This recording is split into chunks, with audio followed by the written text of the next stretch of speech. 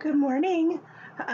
Welcome back to Vacation Bible Camp. This is day three, excuse me. It's day three.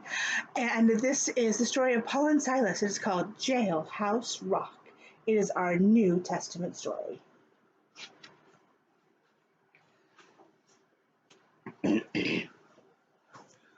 Paul and Silas worked for the Lord, preaching and spreading his word. People would gather and listen to them, amazed at the good news they shared. But some men got angry and threw them in jail. Poor Silas and Paul were in trouble. Their feet were in chains, the door was slammed shut, and the pair lay alone in the rubble.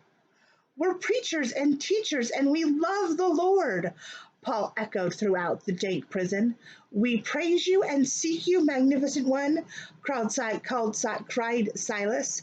"We know you have risen."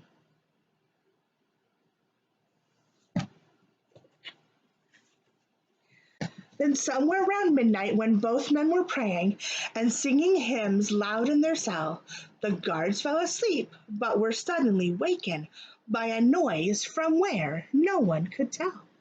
It seemed like an earthquake. The jailhouse was shaking.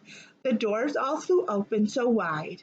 A miracle happened. The chains all fell off the prisoners who were inside.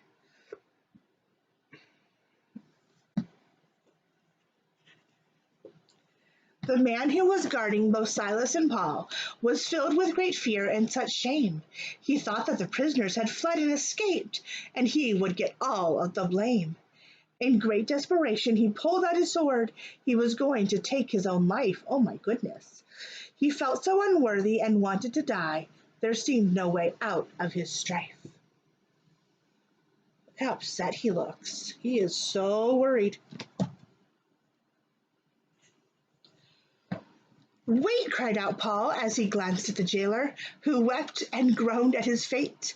"We have not gone. Your prisoners are here. No one has passed through your gate." The jailer, confused and trembling with fear, called for guards to bring him a light, then rushed in to see what had just taken place on this panic and terror-filled night. "Where are your chains? Who set you free? Why have you not run away?" The jailer then fell down by Silas and Paul. He was humbled and felt he should pray.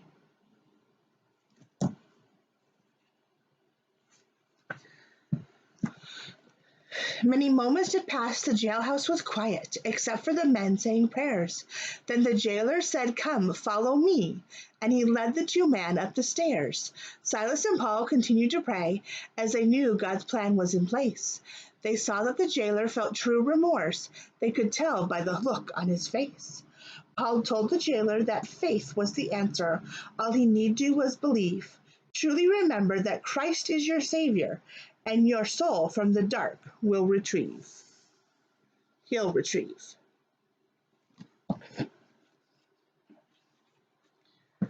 They set off on foot with their torches ablazing. Now hardly a word was proclaimed. It seemed that the jailer, once lost and confused, was at peace and felt strangely tamed. He eagerly wanted his family to share in the blessings of peace he had found. So after a while they arrived at his house, and he called them to gather around.